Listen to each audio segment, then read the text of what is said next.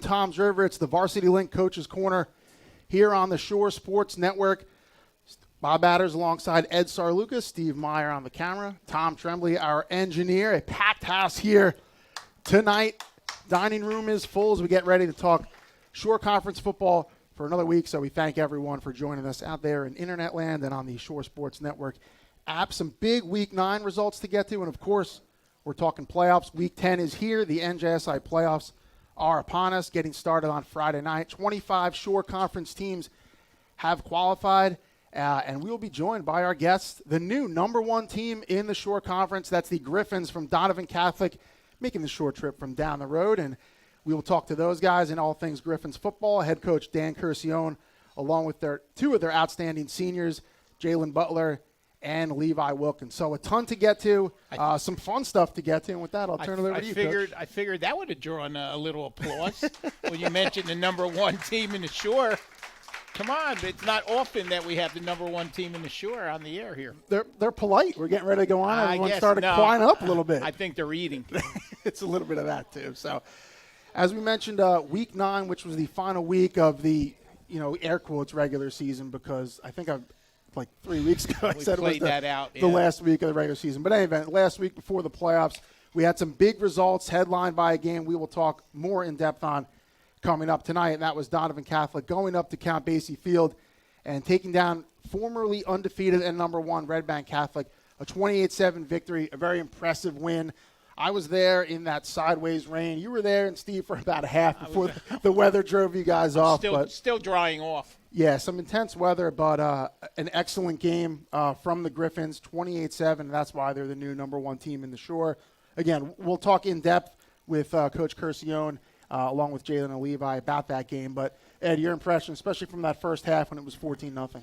Well, obviously, Donovan Catholic took advantage of the breaks that they received in the first quarter with the two drop punts that Red Bank Catholic could not handle.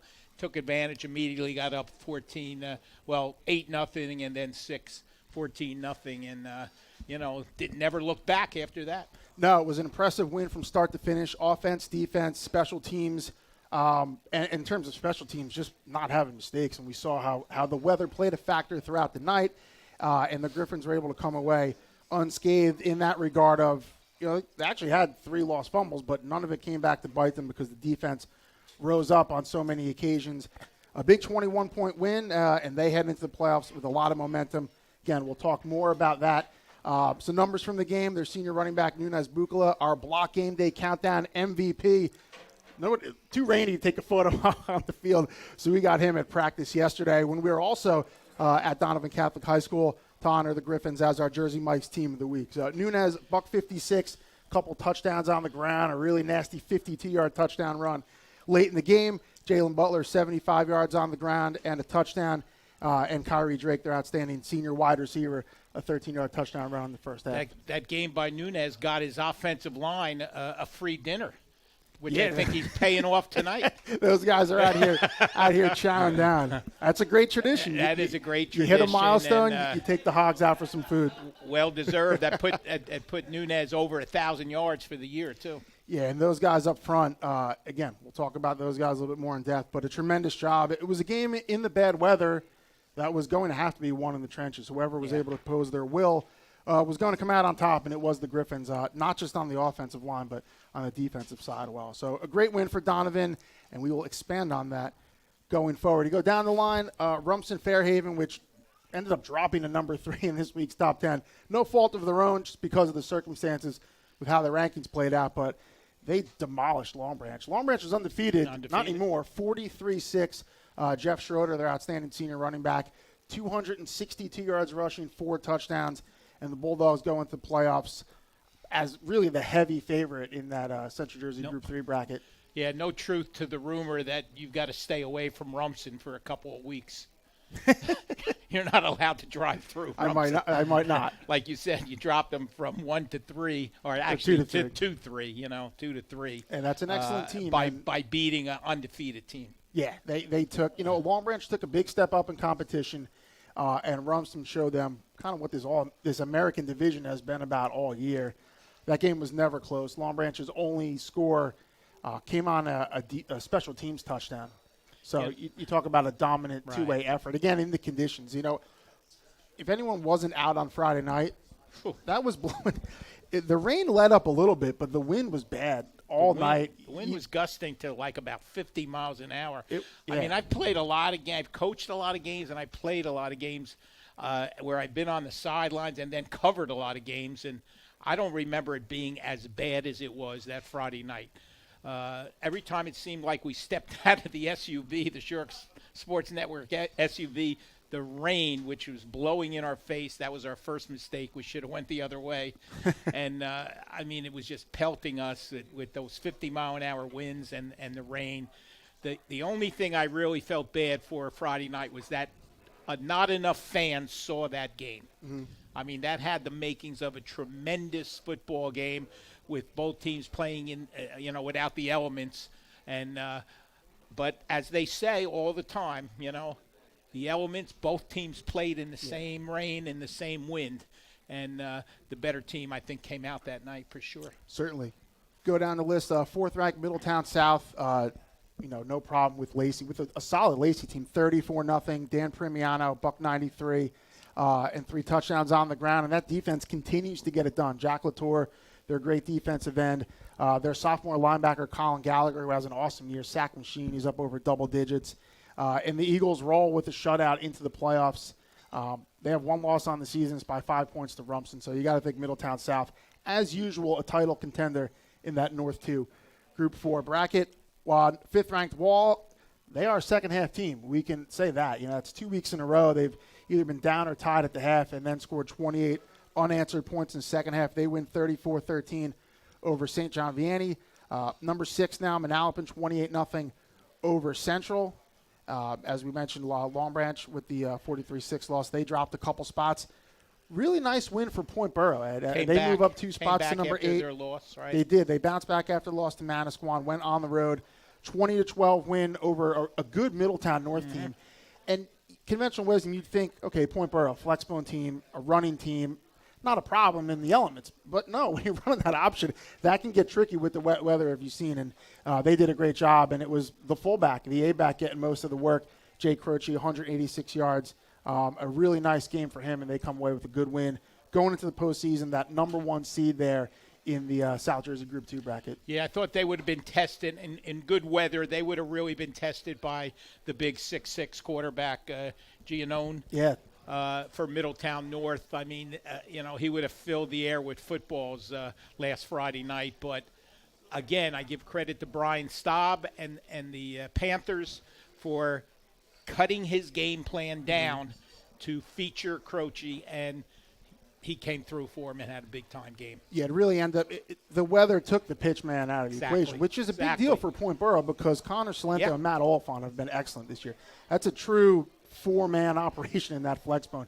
You have to count for all 4 of those players, and it was more of Jay Croce and their senior quarterback, Charlie Vitale, that 2-man game, and they played good defense. Obviously, the weather had a factor because Middletown North can throw the ball well, but Middletown North is a balanced team, so they can run it well, too, with their senior running back, Brian Hatto. So a nice win there for Point Borough. Manasquan is a team that moved up to number 7, 28-0 win over Asbury Park on Saturday at Vic Caboo Warrior Field.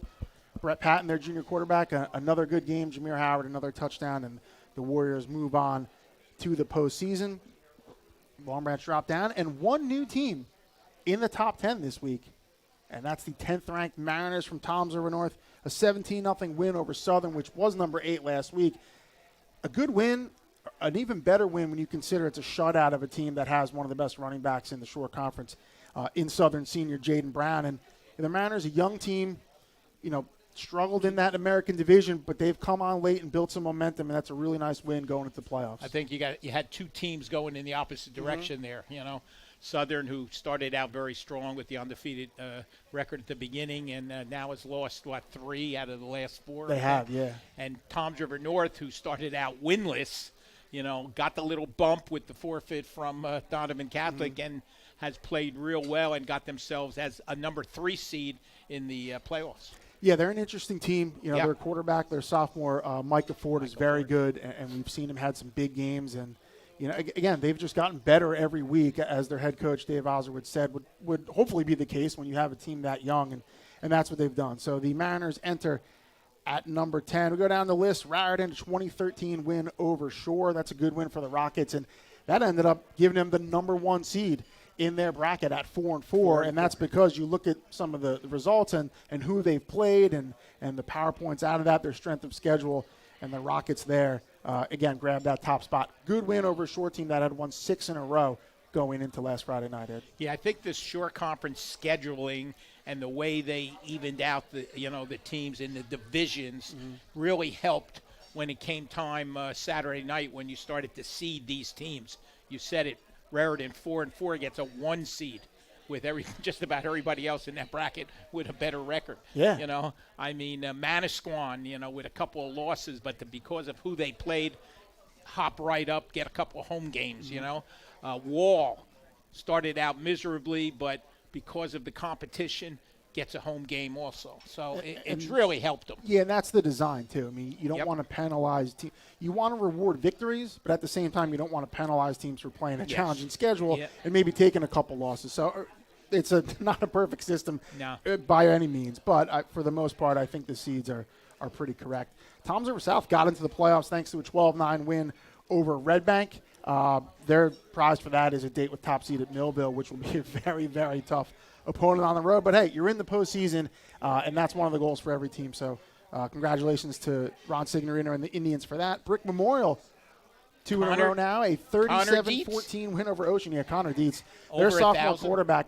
And quietly, I'll say, because Brick Memorial has struggled this year, they're up to 3-5 now, so they've played better in the second half of the season. But over 250 yards rushing, I believe, off the top of my head. Yep, 255. 3 touchdowns, caught a touchdown pass, threw for, about 30, 40 yards. He's had a great season, and the future is bright there with him running that offense. So they'll try to, keep that momentum going, win some consolation games. But a nice win over the Spartans there on the road. Matawan 13-7 over Toms River East. And then rounding out those Friday night games, really one of the more stunning ones that didn't get a lot of attention, but Point Beach, an 8-6 win over Keyport. Again, yes, the elements had something to do with that because Keyport's going to air it out to their outstanding senior receiver, DJ Thompson. But give credit to Point Beach. Their quarterback and linebacker / defensive back Joe Bealey has really been a great two-way player for them. After a touchdown by Dawson McPherson, he ran in the go-ahead 2-point conversion. He led them on defense, 8 tackles, I want to say a sack, couple tackles for loss. So good win for the Garnet Gulls at home, Ed. Yeah, outstanding. My preseason pick to win that division has faded down the stretch here at Keyport, but got themselves into the playoffs and will have a chance to atone themselves. Tough game for them, though, going on the road to Salem. It sure is. How about Jackson Memorial? 0-6 to start the season, which for Jackson, extremely uncharacteristic. But they have, righted that ship 3 in a row to end the season, 19-13 win over Marlboro, and they played spoiler. Marlboro needed that game to get to the playoffs. They did not win it, so Jackson knocked them out. So it's nothing personal, but that's a feather in the cap. It's something that you can hang your hat on as a team going in. That is Jackson's last game. They will not have a consolation game, so they finished season 3-6. And I talked to their head coach, Vin Mistretta, over the weekend, and some young players really played well for them, and he's hoping obviously that carries into the offseason. Colts Neck won a thriller, 28-27 over Homedale. The good thing there is that quarterback Tommy Fallon. He did. He returned after missing some games, and a big one for Cougars going in. They got the 4 seed in their bracket, so they'll host a playoff game. On the other side of that, Homedale's Jaden Gallo ran for 302 yards and 4 touchdowns. He has had an incredible year, a first-team all-shore caliber season for Jaden Gallo. He's now their all-time single-season leading rusher, and him and his brother Dean, only ones in program history that have back-to-back 1,000-yard seasons. Freehold held off Howell 17-14. How about Neptune? The team we can't figure out. Every time we pick them to lose, we think they're struggling. They go out and win, and they did that again, 34-18 over Monmouth Regional.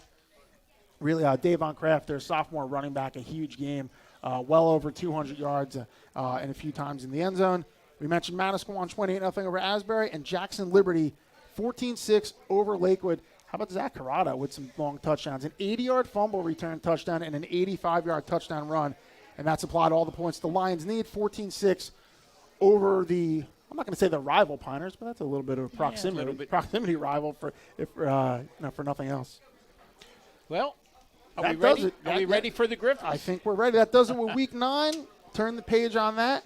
And next, we will talk Donovan Catholic Griffins football. After this, head coach Dan Curcione and Jalen Butler are watching the Varsity Link Coaches Corner on the Shore Sports Network.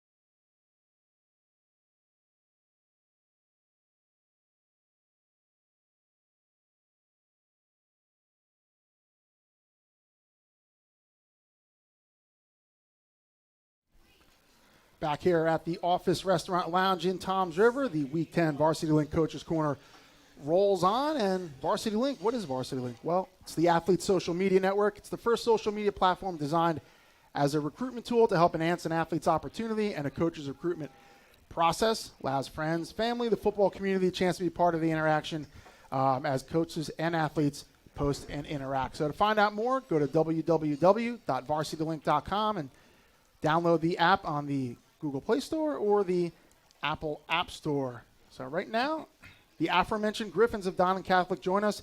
Head coach Dan Curcione and senior quarterback and defensive back Jalen Butler. First of all, guys, thanks for coming down and joining us today and talk some Griffins football. It's obviously been a very good season for you guys. I think every team has goals and different goals, but I think all of them in the Shore and around the state, you want to be playing meaningful games this time of year. You want to be in big games in late October, November, certainly December, and that's where you've got to put yourself. So in that regard, you got to be really pleased with the way your team has seized the opportunities and put themselves in position for championships. Yeah, without a doubt. First off, thanks for having us and having us down here. We're excited to be here. Playing in big games. I mean, that's what we talk about all the time, and we want to get better every week. I'm not a crazy set goals type of coach. I just say all the time, and I tell them at the beginning of the year, we want to just get better every single day. And if we do that, I know it sounds boring, and you guys say that to me all the time, but it's the truth. And if we get better every week, that we'll be in the big games because, I felt like we had a really talented group. Yeah, we're just happy that finally we can say this week is a big game. So you've got to talk about this game because it is a state tournament game, and it gets you in there with the big boys and a chance to play, after an opening night victory. Hopefully you get to play the big guys. But before we get into this week and who you're playing and everything, which is Notre Dame, by the way, let's talk about not the fighting. That wouldn't be fair. Not the Fighting Irish of. No. Not you're not going to South That Bend. that bracket's tough. It's not that tough. Yeah. But anyway, let's go back and review the season. Okay. Of course, we've got to talk about the early season problems, not on the field, but what seems to be in the classroom, where the ineligible player was found, and although he had absolutely no bearing on any of your three victories, they had to take those victories away. I know that was a tough week. How did you handle that week with your players? It was a Monday when we found out about it. We kind of heard about it over the weekend, and I told the team that we were going to meet right after school. And I'll be honest with you, the most worried I was sitting down and them being upset with me, and I wanted to make it clear to them that I didn't do anything. There was nothing that I purposely put their season in jeopardy for.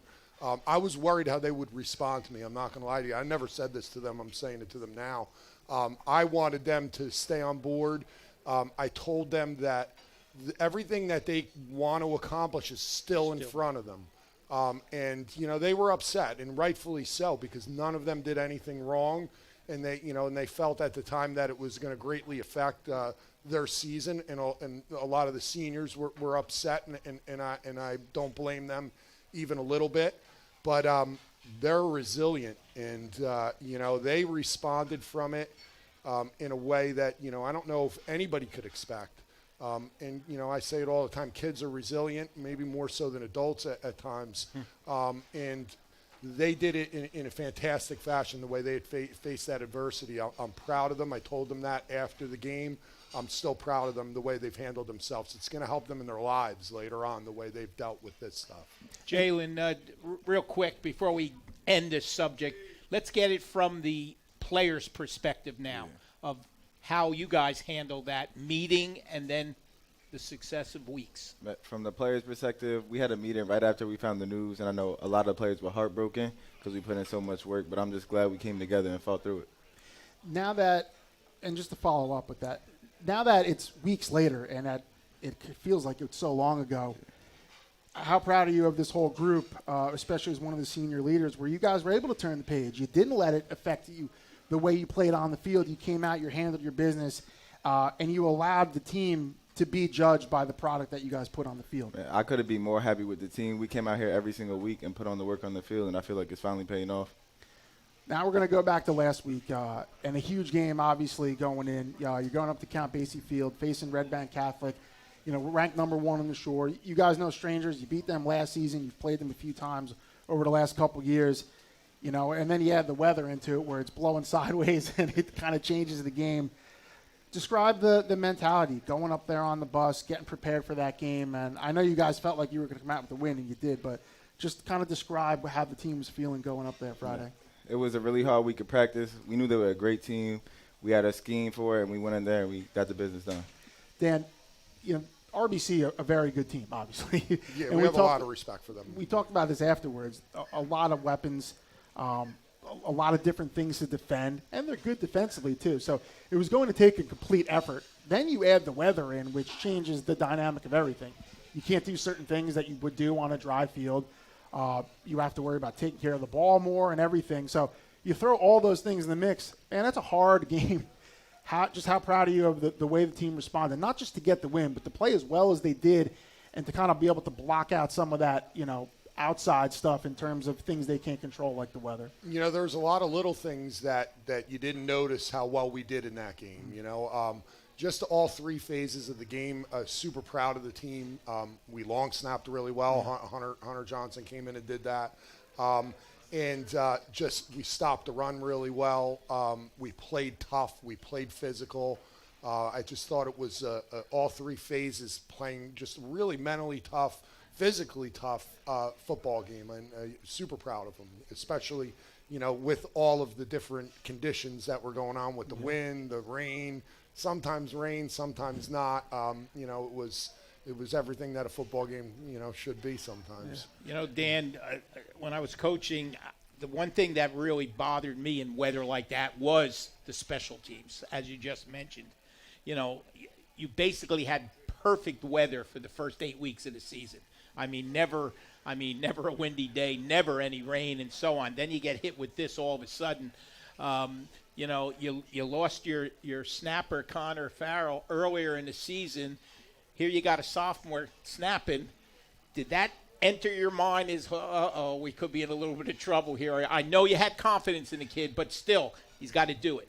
From Monday, we talked to the kids about the weather. Right. We knew with the forecast. We knew it would be a factor. I have confidence in all the kids. We practice long and hard, and even Jalen down there put in a good punt on our one quick kick. We definitely prepared for it. We didn't know if it was going to end up being a Saturday game or whatnot, But we definitely put in a couple of things that, were weather related on both sides of the ball. Even from dunking the football, and we did fumble, I think, 6 times still. We only lost 3, but we dunked the football, in the water The bucket. buckets. Yeah, and, we did all that. We tried to prepare as best we could, and it's a team that's, bounced back from adversity and different changing climates, I guess, so to speak, the whole season. So, why not in a really big game do the same thing again? Jay, last one on the weather, because you're the one playing in the game.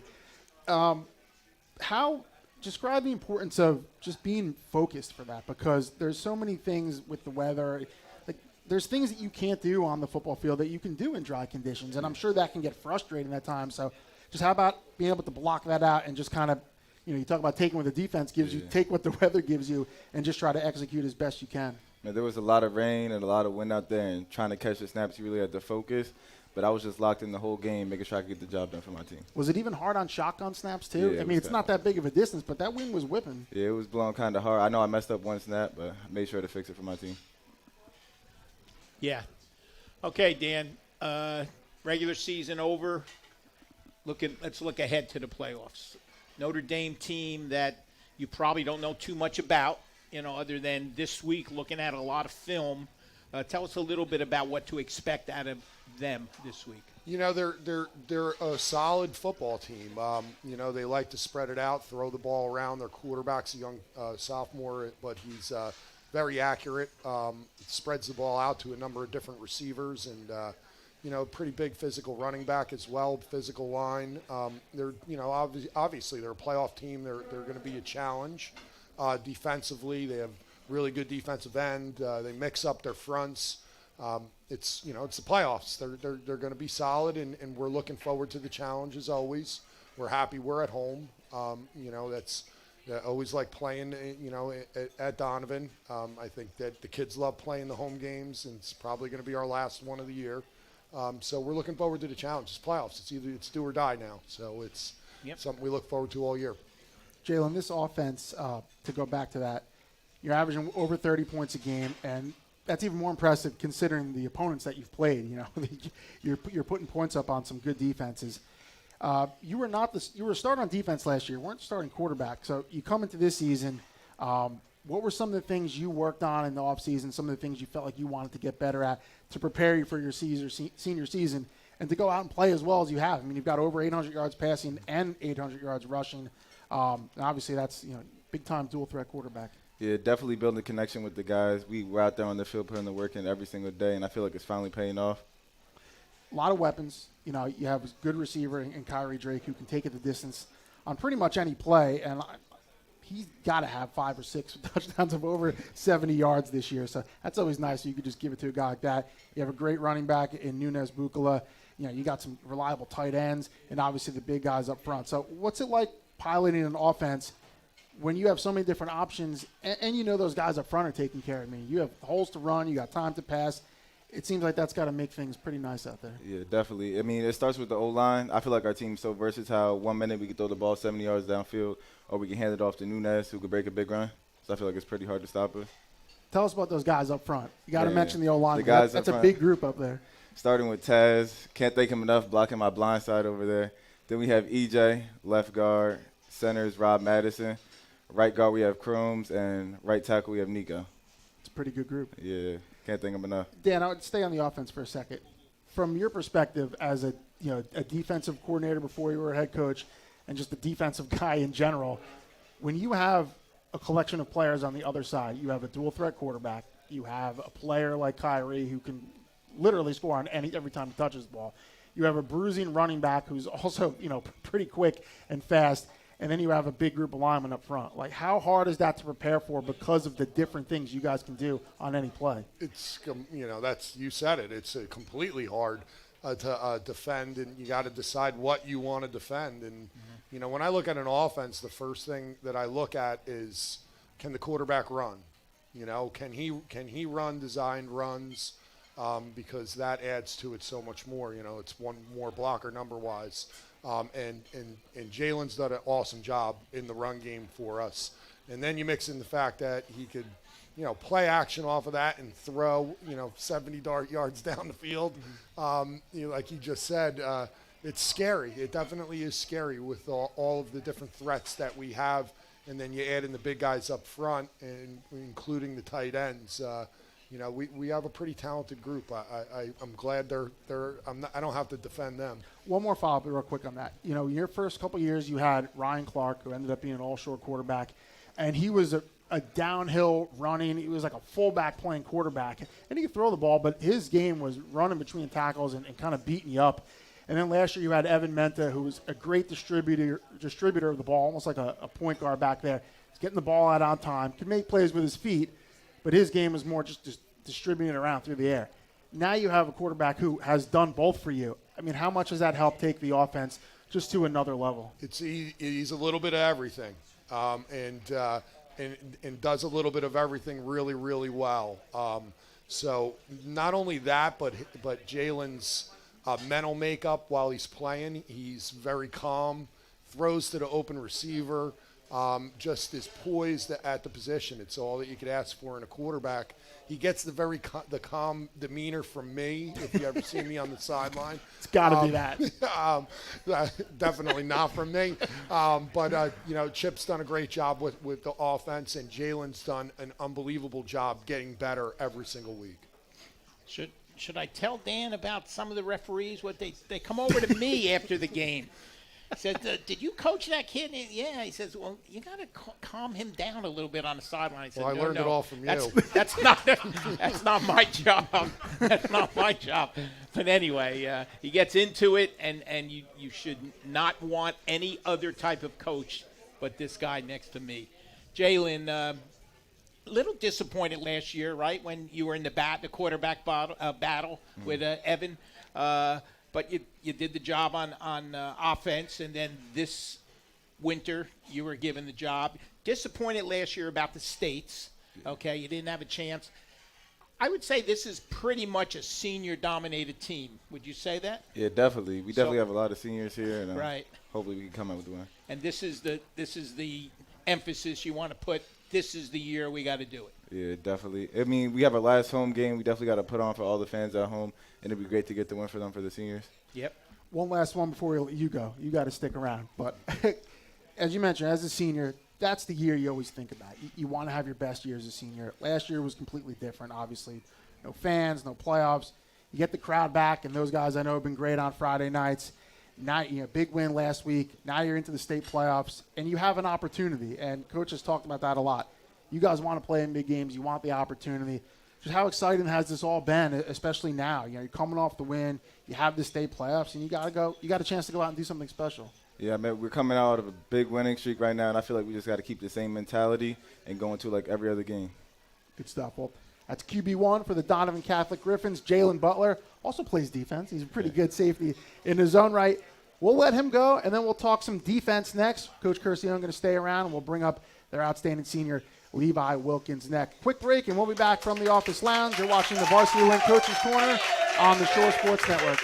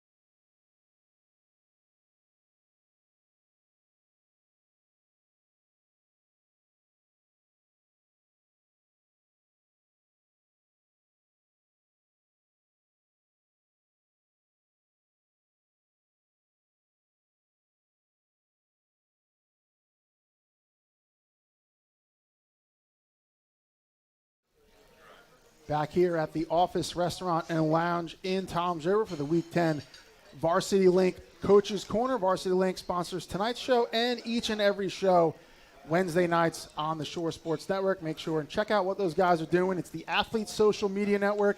So head to www.varsitylink.com. Download the Varsity Link app on the Google Play Store and the App Store to learn more and get involved in the football community. With that, we bring in Donovan's outstanding two-way senior, tight end and defensive lineman, Levi Wilkins. We'll talk mostly defense with him, but we welcome Levi in.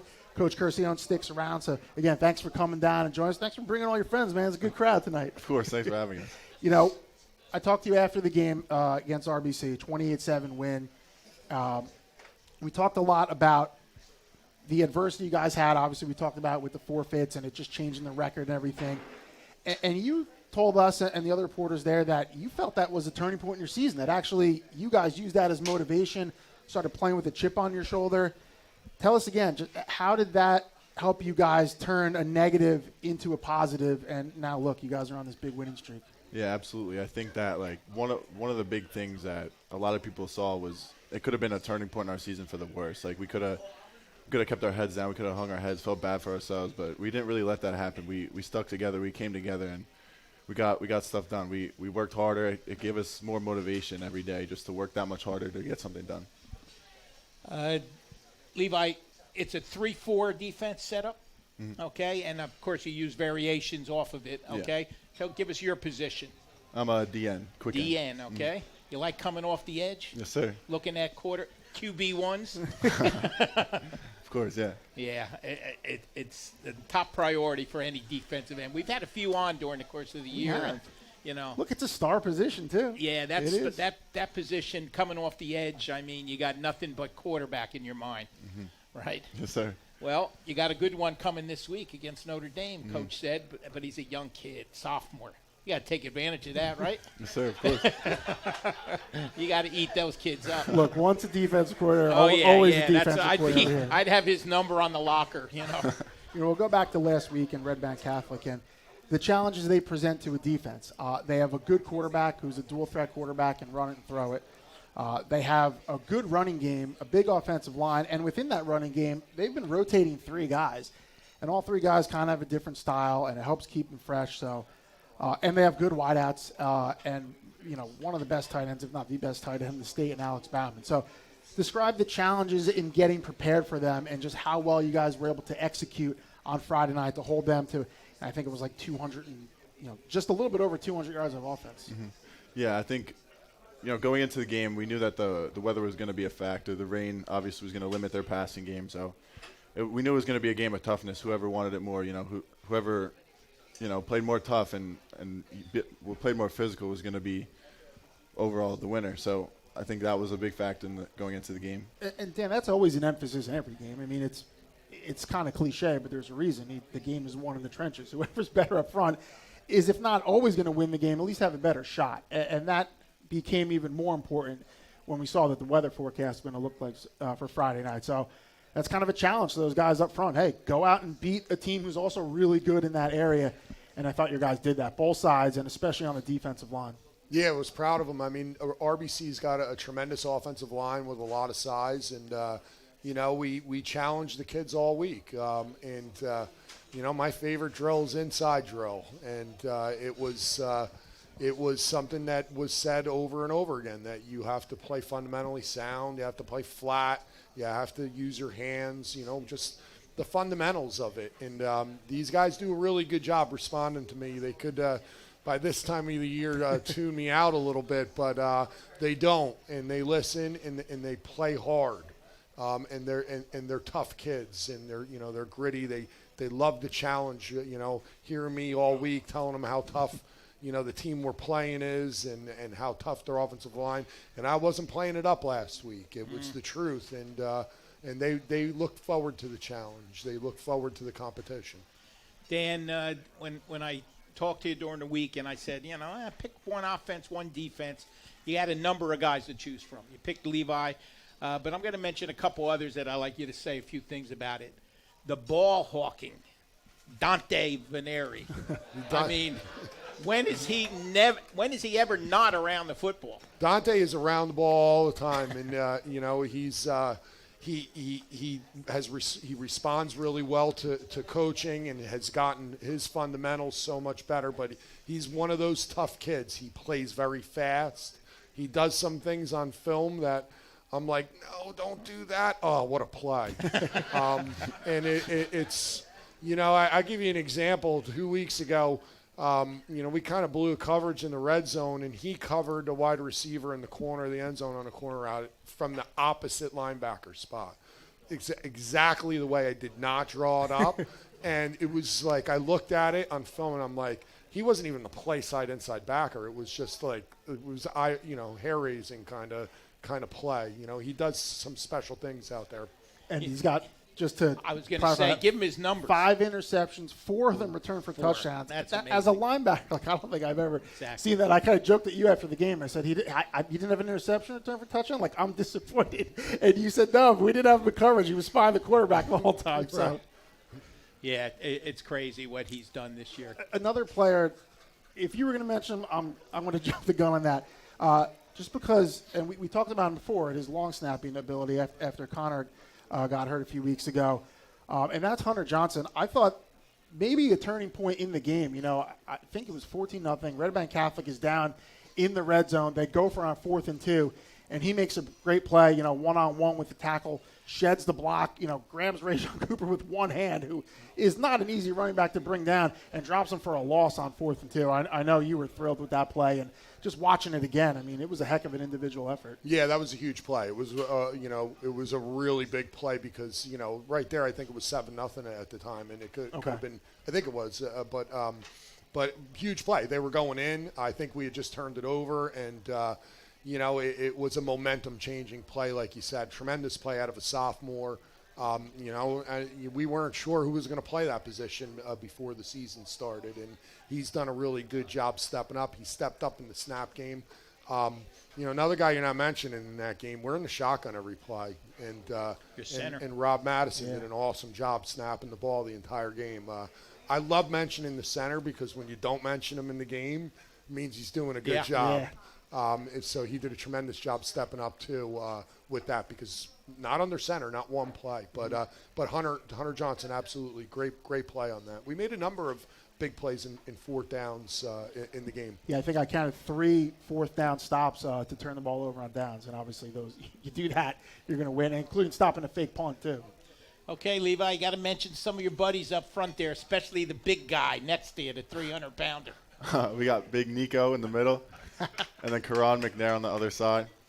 And then we have some younger guys backing us up. We have Louie and Ducky. We call him Ducky. Zaire Dag. Yeah, and Thomas Meehan. Okay, so you've got a lot of candidates for my next question here, okay? Now, I'm sure you guys have pasta parties, do you? We have we have not pasta parties per se, but we have food after. Food after. So kind of like the grab and go type thing still. Well, who's the guy you don't want to be behind in line because the food's gone when he goes through? Nico. Definitely Nico. He sold you out, Nico.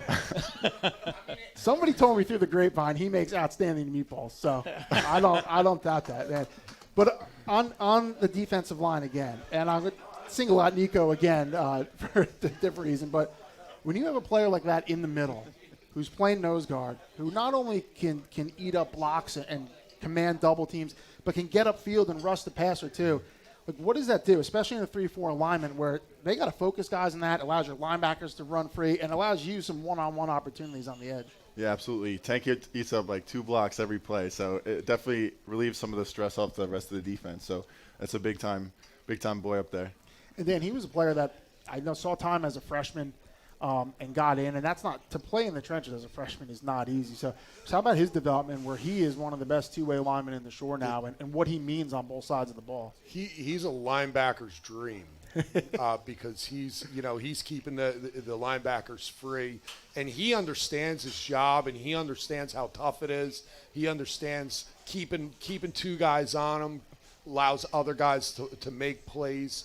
The stat column doesn't go crazy underneath his name, but that's not fair because the job he does is tremendous. When you said, I mean, take a look at the tackle numbers for Dante Verneri and Nat Ianello, and you see what kind of job Nico's doing in the middle there, huh? No, absolutely, and I'm glad you mentioned Nat because Nat is a guy we talked about the game a lot. I think I counted 23 tackles, something like that, in the RBC game. He was all over the field, and he does a really good job, and Nico does a great job keeping him free as well. I mean, you played linebacker in high school and college. Those 20 tackles is a lot. Like, have you ever had 20 tackles in a game?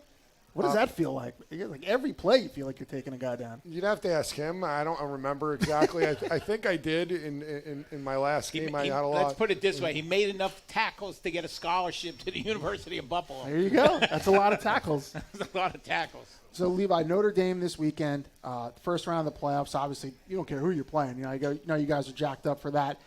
But what have you guys seen so far from them? I know Coach said they have a quarterback, sophomore, but still a talented kid. I know you're not really caring what grade he's in, but what are some of the challenges they present that you guys seen so far that you're going to have to play well against on Friday night?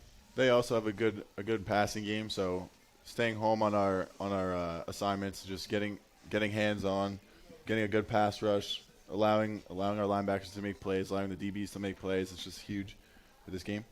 Your defense has played so well all year, too. Like, what kind of confidence do you bring into the playoffs? Because you've seen, again, the schedule you've played. We're talking about Rumson, Red Bank Catholic, Wall, and even Colts, Toms River North, teams that have good offenses, teams that do a lot of different things. So do you feel like you guys have just seen so much where you go in there prepared in that regard? Yeah, definitely. I think our season has prepared us well for pretty much every, the passing game, run game. We've seen most of it all, I think everything that we have done has prepared us well for what's coming on the playoffs. Levi, what, about 6'4", 220? Mm-hmm. College in the future? Yes, sir. Football? Hope so, yeah. Play any other sports? I wrestle. Wrestle. If you didn't say it, I was going to. Heavyweight, go ahead. Nice, 220-pounder. 220, yeah. Oh, 220, that's true. Okay. So you won't have to lose too much, right? Mm-mm. Not to derail this, but a lot of excitement around the wrestling program. Coach Yeah. Knapp in there, Coach Gray as an Yeah. assistant, right? Some good stuff going on for the Griffins. Yeah, it's exciting. We'll get to that later. We'll do football season first. So, guys, I really want to thank you for coming down. Every time we guys have had you, you guys have been great guests, fun to talk, and you always bring a great crowd, too. So this has been nice. Have a bunch of Griffins in the house supporting the program. I know when you started here, 4 years ago? Five years ago it's been now? I know these are the kinds of things, wins and losses certainly, that you care about, but these kinds of things and getting the community involved. So in that regard, obviously you're doing a heck of a job.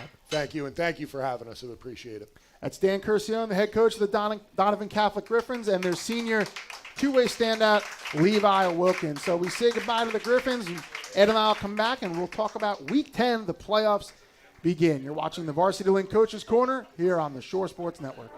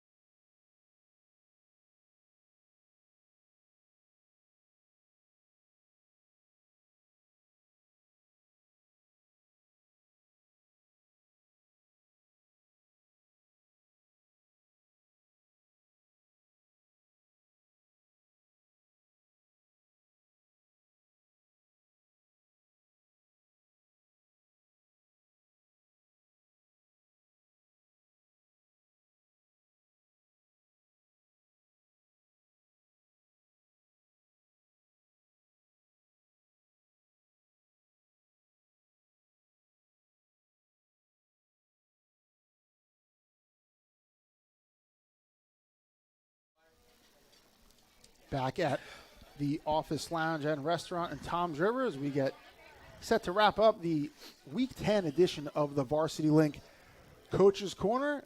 We talked about it a little bit before, and let's tell our listeners and viewers about it. It's the Block Game Day Countdown.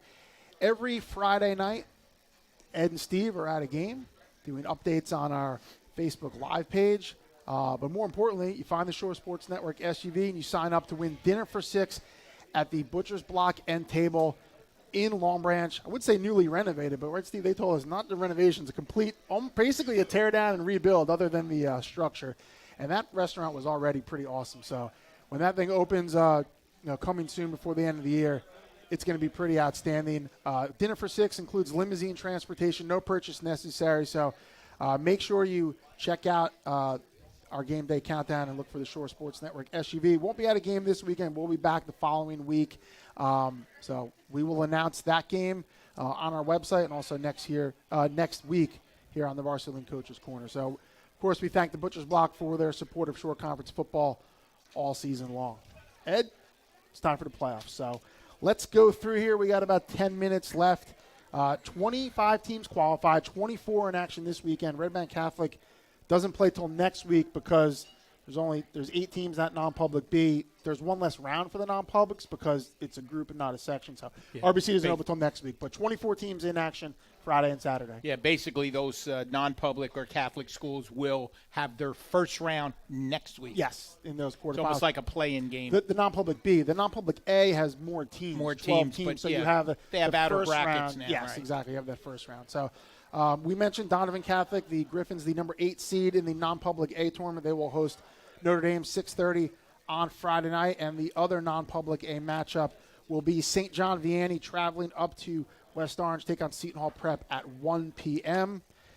Let's go with the teams that earn number 1 seeds. We'll start off with them, and that's Rumson Fairhaven in Central Jersey Group 3, Raritan in Central Jersey Group 2, and Point Pleasant Borough in, South Jersey 2. Group 2. So those are the teams that earned number 1 seeds. And then we have earning number 2 seeds. We had Manalapan in South Jersey Group 5, Middletown South in North Jersey Section 2 Group 4. Sometimes the Middletown schools get put up in that division.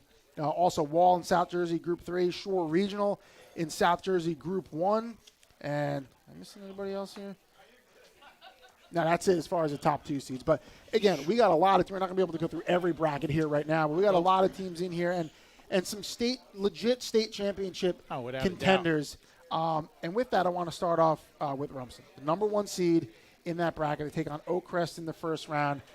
You look at that bracket, and it looks like it's Rumson's to win. This is a team that has won 6 NJSI AA sectional titles.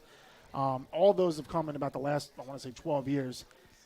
They've won bowl games, a regional championship game, so hard not to think that they're a favorite there, Ed. Yeah, I like the fact, of course, without getting into the whole concept of the state tournament and how they, divided it up into Central and South. Well, north and South. Well, North and South, Yeah. right. But my point is that the way they snaked them back and forth, that Rumson and Wall got put in opposite sides. You're right. And Manasquan is now in the bracket with Exactly, with exactly. So that is interesting. The other interesting thing I see is that Middletown North and Middletown South have a very good chance of coming back and playing next week and then coming back on Thanksgiving and playing again. Yeah, absolutely. It's crazy. It's crazy the way that happens. And Middletown South at home Friday night against North Hunterdon. And Middletown North, the number 6 seed on the road At Sayreville, a good Sayreville team coached by Chris Began and the Bombers, always in the thick of things in terms of state championship. And contention. always seem to be playing a short team. They always. Sayreville. It's I either know Manalapan or a Brick Memorial. I know. even They played them a couple of times. Howell back when there was only 4 groups. So, yeah, we've had a bunch. Speaking of Wall is the number 2 seed in South Jersey Group 3. Not in the same bracket as Rumson, but far from an easy road. They open at home against Hopewell Valley. They win that, they'll likely have a 9-0 Delsey team, which is looking like a vintage Delsey team there. And then the number 1 seed in that bracket is Cedar Creek, which is an outstanding team. Very dangerous offense. Jojo Bermuda is one of the top players in the state. So Wall's going to have to run a gauntlet to win it. But this is a Wall team that people on the outside, if they just look at their record, don't do that because they've played an excellent schedule. They seem to be peaking They right do. now. They seem to be getting better as the season goes on, getting healthier. and that's a team that knows how to win. They've been in this scenario before. That's a veteran team, not a team I really want to play, and especially if you look forward to that sectional semifinal round, you get Delsey coming in. Wall's a prime candidate to have a big run here, right? Yeah, I totally agree. How do you see the Lacey Clearview at Lacey? Lacey, a very disappointing loss to Middletown South. Middletown South shutout loss where they committed turnovers again. The weather, the elements were bad for them. They didn't handle it well, especially playing up there at Middletown South. In the swamp. Even though it's turf now, Still the swamp, but it's not the swamp like it used to. But, Clearview, they got another chance now in that,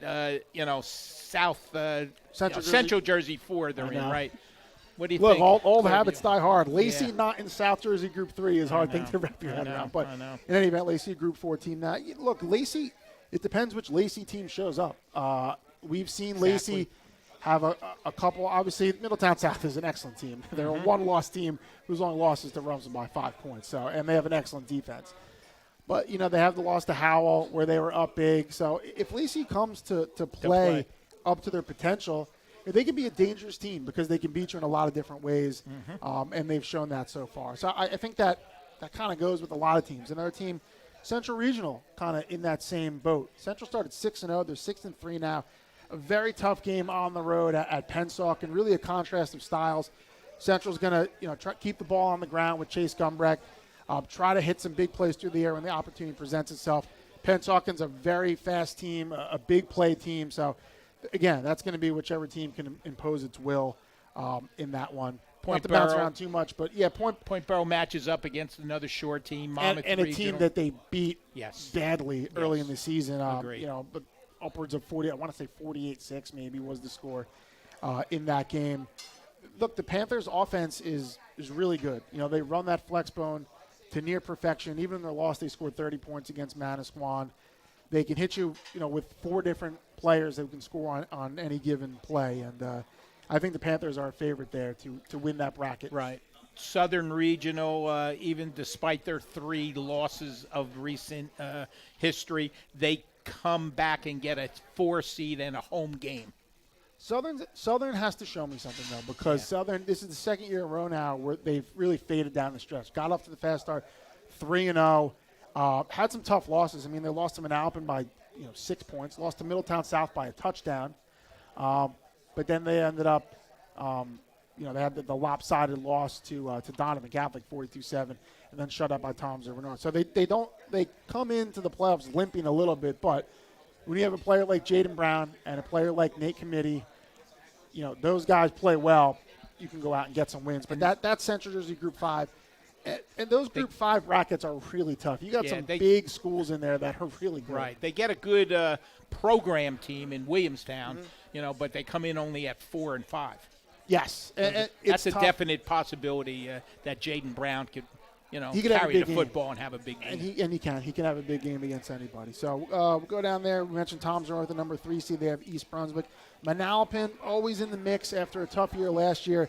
Head coach Dom Lepore and his crew, they got the Braves back in championship contention. The number 2 seed in South Jersey Group 5, they host Edison on Friday night. Possible matchup with Tom's River North in the second round, which would be very interesting. Another all-shore matchup is in Central Jersey Group 2. That's number 1 Raritan hosting Barnegat, which is the AC, making the playoffs under first-year head coach Paul Covey. He's done a really nice job there. Shore Regional at home, coming off the loss, but still a championship contender there. As always, in South Jersey Group 1. Got to move on to the Saturday games. You mentioned St. John Vianney at Seton Hall Prep. Colts Neck hosting Timber Creek. How about this one in South Jersey Group 4? Freehold old friends from the playoffs and even from earlier this year. 6th-seeded Freehold Borough at 3rd-seeded Long Branch. They played early this season. Long Branch had the win, which thrust them into the top 10. They played an epic championship game a few years ago with Long Branch coming out on top in overtime to beat that Ashanti-Worthy-led Freehold team.